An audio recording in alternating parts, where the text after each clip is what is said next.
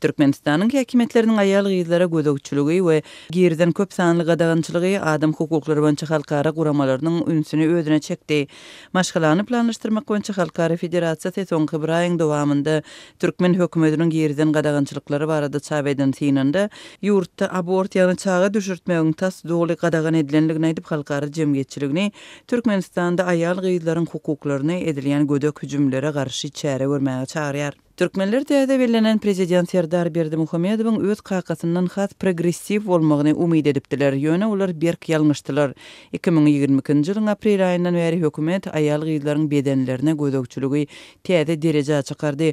Abort etmegi de facto gadagan etdi. Birnäçe kosmetik hyzmatlara gadagynçylyk girizmek, aýallaryň hususy awtologlaryň öňündäki oturguşlarda oturmagyny gadagan etmek we erkek taksi sürüjüleriň öz ulaglarynda aýal gyzlary daşamagyny kynlaşdyrmak ýaly çäklendirmeleri girdi diýip gurama öz hatawatynda ýazýar. Maglumatda Türkmenistanda çağa düşürtmek üçin ruhsat berilýän möhletiň 10 hepdeden 5 hepde azaldylandygy aýdylýar we ýurtda abort hyzmatlarynyň elýeterlilik meselesinde aýratyndyrilýar. Bir gejede hökümet jemgyýetçiligi sala salmazdan 2015-nji ýylda kabul edilen kanuny yglan etdi. Aslynda ol kabul edildi we gizlin neşir edildi diýilip çap edilen synda bellenýär. Hatawatda belenýär bu kanun aborty iş ýüzünde tasdiqly gadagan edýär. Sebäbi aýallaryň köpüsi göwrülüliginden 5-nji hepdesinde bir habar bolýar. Netijede aýallar azap çekmeli bolýarlar. Käbirleri göwrülüligini öz üstlegine garşy dowam etdirmäge mejbur bolýarlar. Beýlekler bolsa möhüm lukmançylyk kömegini almak üçin sistemanyň içinden geçip lukmançylyk komitetinden ruhsat almaga mejbur bolýarlar. Bu işi gejikdirýär we ýanandary has uly töwekkülçilik astyna salýar diýilip maglumat şeýle dowam etdirilýär.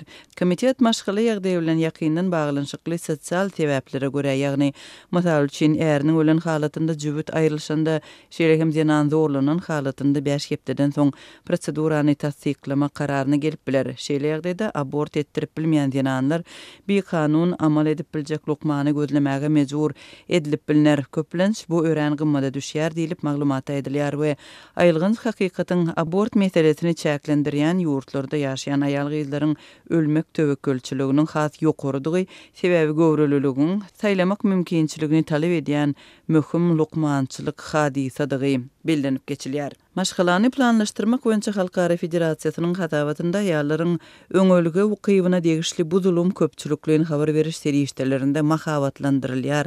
Aýallary 8 çağıly bolmagy çağırýan wagaz nesihatlar öňe sürilýär. Şeýle hem gatnaşyklar we jins barada terbiýe berilmeýär diýilip bellenýär. Mundan başga da aýallaryň 50%-ni göwrülüligiň öňüne alyş serişdeler elýeterli däl. Şeýle de soňky geçirilen barlygda aýallaryň 60%-nyň saglygy goraýyş, göwrülüligiň öňüne alyş we jins gatnaşyklaryna razylyk ýaly meseleler boýunça garaşsyz karar edip bilmeýänligi anyklandy diýilip bellenýär. Synda ýananlaryň öňölge ukybyna görkezilýän zorlugyň ziýanly jins stereotiplerine we gödökçülüge esaslanýanlygy aýdylýar. Aýallar diňe çağa dogurmak, sagdyn watançylary terbiýelemek we şeýlelik bilen diýip bolan maşgaly gymmatlyklaryny gorap saklamak ukyby üçin gymmatlanýar diýilip maşgalany planlaşdyrmak boýunça halkara guramasynyň hatawatynda bellenýär. Şeýle de bu maglumatda Türkmenistanda aýal gyzlara 2-nji derejeli raýatlar ýaly garalýanlygy ýurdun adam hukuklary babatyndaky ýagdaýynyň elkençdigini görkezýän maglumatlaryň bardygy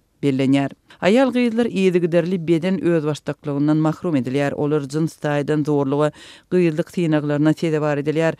Zor bilen nikalaşdyrylýar we çilim satyn almak, sürüjülük şahadatnamasyna eý bolmak ýaly zatlardan mahrum bolýar diýilip, hatawatda UNICEF-iň we Türkmenistan guramasynyň maglumatlaryna salgylanyp Türkmenistanda 15 we 49 ýaş aralygyndaky aýallaryň 59%-nyň eriniň aýalyny urmagy hukugynyň bardygyny aýdýanlygyna üns berilýär.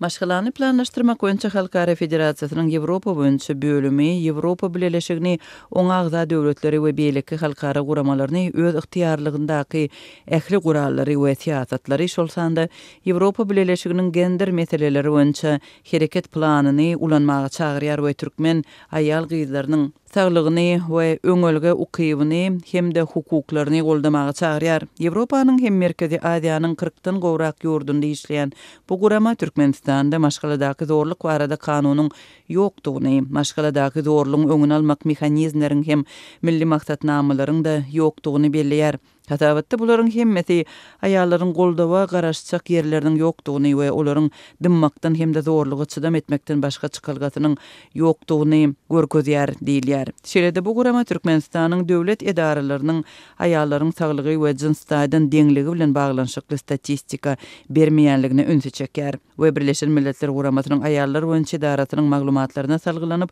durnukly ötüş maksatnamasynyň gender meselesine gözegçilik etmek üçin 2020-nji ýylyň dekabrynda zerur görkezijileriň 60,16%-nyň el ýeterli bolanlygyny habar berýär.